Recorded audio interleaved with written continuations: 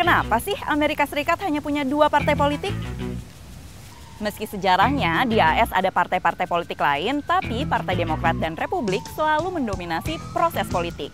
Menurut polling Siena College Poll, warga AS melihat diri mereka sebagai pemilih Demokrat, Republik, dan Independen masing-masing sekitar 30%.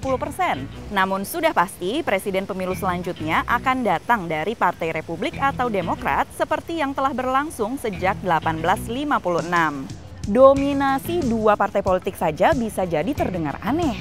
Konstitusi AS tidak menyebutkan apapun tentang partai politik.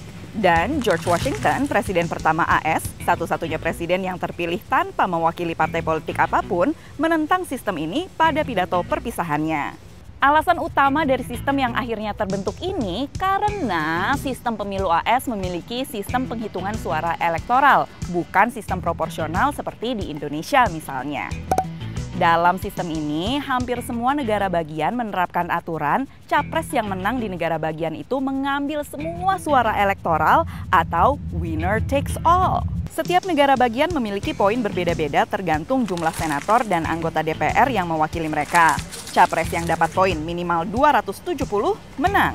Meski sistem dua partai ini menawarkan kesederhanaan, nyatanya ini mendorong golongan dan kepentingan berbeda-beda untuk bersatu demi mengalahkan partai yang satunya. Sebaliknya, negara-negara dengan multipartai seringkali memiliki perwakilan proporsional di mana masing-masing partai menerima porsi kursi parlemen yang sesuai dengan porsi suara mereka. Tapi tetap saja sistem multipartai seringkali menghasilkan koalisi konservatif atau sayap kanan versus koalisi liberal atau sayap kiri. Sementara sistem dua partai telah merefleksikan spektrum politik ini.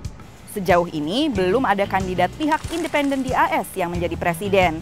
Seringkali kandidat pihak ketiga dituduh bertindak sebagai pengganggu dengan mengalihkan suara potensial dari kandidat partai-partai utama yang dianggap lebih dekat secara ideologis dengan posisi mereka. Pada pemilu 2024 kali ini ada kandidat pihak ketiga yakni Cornel West dan Robert F. Kennedy Jr., keponakan John F. Kennedy. Dengan pemilihan 2024 yang diprediksi akan semakin ketat, pihak ketiga mungkin masih akan memiliki pengaruh meski mungkin tidak sesignifikan yang diharapkan pemilihnya. Gimana menurut kamu? Lebih unggul sistem dua partai atau multipartai? Hal-hal seputar pemilu AS apalagi yang ingin kalian ketahui? Tulis di kolom komen.